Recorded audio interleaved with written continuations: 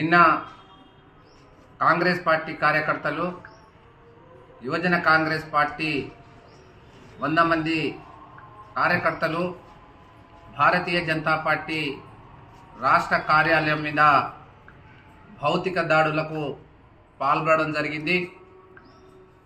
రాళ్ళు, అదేవిధంగా కట్టెలు, అదేవిధంగా రాళ్లతో ధర్నా పేరు మీద కాంగ్రెస్ పార్టీ కార్యకర్తలు బీజేపీ కార్యాలయం దాడికి పాల్పడి అనేక మంది మా భారతీయ జనతా పార్టీ కార్యకర్తలు గాయాలకు పాల్గొనడం జరిగింది. అదేవిధంగా భారతీయ జనతా పార్టీ రాష్ట్ర ప్రధాన కార్యదర్శి కాసం వెంకటేశ్వర గారికి కూడా ఆ దాడిలో తీవ్ర గాయాలై ఇవాళ కిమ్స్ ఆసుపత్రిలో ఇవాళ చికిత్స పొందుతూ ఉన్నారు. ఇవాళ మేము దాని నిరసనగా భారతీయ జనతా పార్టీ ఎస్టీ మోర్చా రాష్ట్ర శాఖ ఆధ్వర్యంలో ముఖ్యమంత్రి రేవంత్ రెడ్డి గారి క్యాంప్ ఆఫీస్కు జూబ్లీహిల్స్ లో ఉన్న ముఖ్యమంత్రి రేవంత్ రెడ్డి గారి క్యాంప్ ఆఫీస్కు పిలుపు ఇవ్వడం జరిగింది. ప్రజాస్వామ్యంలో నిరసన చేసే స్వేచ్ఛ హక్కు ప్రతి ఒక్క పౌరునిది. కానీ గత సంవత్సరం కాలం నుంచి కూడా రేవంత్ రెడ్డి గారు ముఖ్యమంత్రి అయిన తర్వాత ఇవాళ ఏ నిరసన కార్యక్రమం చేపట్టాలన్నా, ఎక్కడైనా నిరసన చేపట్టి ప్రజాస్వామ్యంలో ఏ ధర్నాలు చేపట్టాలన్నా పోలీసులు వాళ్ళు మాకు హౌస్ అరెస్టుల పేరు మీద ఇవాళ ఎక్కడికక్కడే అరెస్టు చేసే ప్రయత్నం చేస్తూ ఉన్నారు. ప్రజాస్వామ్యంలో ఉన్నామా, ఇవాళ నియంత పాలన ఉన్నామా అనేది మాకు అర్థమవుతలేదు. ఇవాళ భారతీయ జనతా పార్టీ కార్యాలయం మీద దాడి చేస్తే ఇవాళ మా కార్యకర్తలపైనే ఇవాళ కేసులు పెట్టడం జరిగింది.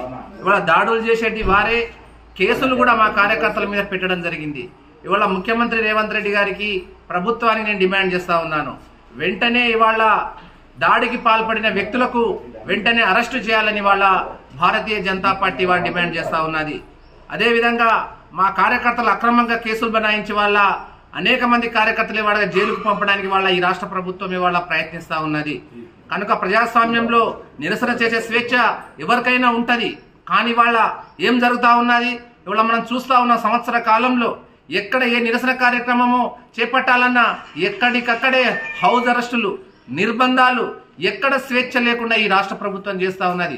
ముఖ్యమంత్రి రేవంత్ రెడ్డి గారు ఇప్పటికైనా చెప్తా ఉన్నాము, శాంతి భద్రతను పరిరక్షించాలి. మీరు ఎక్కడ ఎలాంటి ఇవాళ ఇంటెలిజెన్స్ వైఫల్యం ఇవాళ రాష్ట్ర ముఖ్యమంత్రి రేవంత్ రెడ్డి గారు ఇవాళ రాష్ట్రానికి హోంశాఖ మంత్రి ఆయననే బాధ్యత వహించాలి. ఒక భారతీయ జనతా పార్టీ రాష్ట్ర కార్యాలయం మీద కాంగ్రెస్ పార్టీ కార్యకర్తలు ఇవాళ దాడి చేస్తా ఉంటే ఇవాళ పోలీసులు వాళ్ళు ప్రేక్షక పాత్ర వహిస్తా ఉన్నారు, వాళ్ళకి అరెస్టు చేయలేకపోతా ఉన్నారు. కనుక నేను ప్రశ్నిస్తా ఉన్నాను, ఇవాళ మీరు ప్రజాస్వామ్యంలో మీకు నిరసన చేసే హక్కు ఉంటుంది, ఎక్కడ నిరసన కార్యక్రమాలు చేపట్టాలి. ఒక ధర్నా పేరు మీద, ఆ బీజేపీ పార్టీ ముట్టడి పేరు మీద ఇవాళ మీరు రాస్తారోకా చేస్తాము, దిష్టి బొమ్మ దగ్గర పెడతామని భారతీయ జనతా పార్టీ కార్యాలయం మీద రావడం ఎంతవరకు సమంజసమని ఈ రాష్ట్ర ముఖ్యమంత్రి చేస్తా ఉన్నాం. రాళ్లతో, రప్పలతో ఇవాళ అనేక మంది కార్యకర్తలు భారతీయ జనతా పార్టీ కార్యాలయంలో చొచ్చుకుపోయి మా కార్యకర్తలు కుట్టడం జరిగింది. ఒక నందు అనే కార్యకర్త, దళిత కార్యకర్తలు దాడి చేయడం జరిగింది, నెత్తిబల కొట్టడం జరిగింది.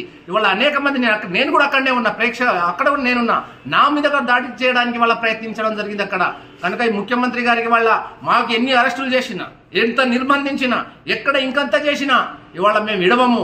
మేము తలుచుకుంటే ఇవాళ భారతీయ జనతా పార్టీ మేము తలుచుకుంటే, మా కార్యకర్తలు తలుచుకుంటే నీ కార్యాలయం, కాంగ్రెస్ పార్టీ కార్యాలయం నేలమట్టం చేస్తాం. ఇవాళ మాకు బలం ఉంది, కానీ మేము ఇంకా సహనంతో ఉన్నాము. ప్రజాస్వామ్యంలో ఎవరు నిరసన చేసే హక్కు ఉంటుంది, కానీ ఈ రకంగా భౌతిక దాడులు పాల్పడే హక్కు ఈ ప్రజాస్వామ్యంలో ఎవరు లేదని ఇవాళ ఈ రాష్ట్ర ముఖ్యమంత్రి గారు గ్రహించాలి. ఇప్పటికైనా మీరు గ్రహించి ప్రజాస్వామ్యంలో ప్రజాస్వామ్య పాలన సాగించాలి. కానీ ఒక నియంత లేక పాలన సాగిస్తే గత ప్రభుత్వం చేసిన లేక మీరు కూడా చేస్తున్నారు రేవంత్ రెడ్డి నేను హెచ్చరిస్తా ఉన్నాను. ముఖ్యమంత్రి రేవంత్ రెడ్డి గారు ఇప్పటికైనా మార్చుకొని ఇవాళ ప్రజాస్వామ్యబద్ధంగా పాలన కొనసాగించాలని ఈ ముఖ్యమంత్రి రేవంత్ రెడ్డి గారు నేను హెచ్చరిస్తా ఉన్నాను.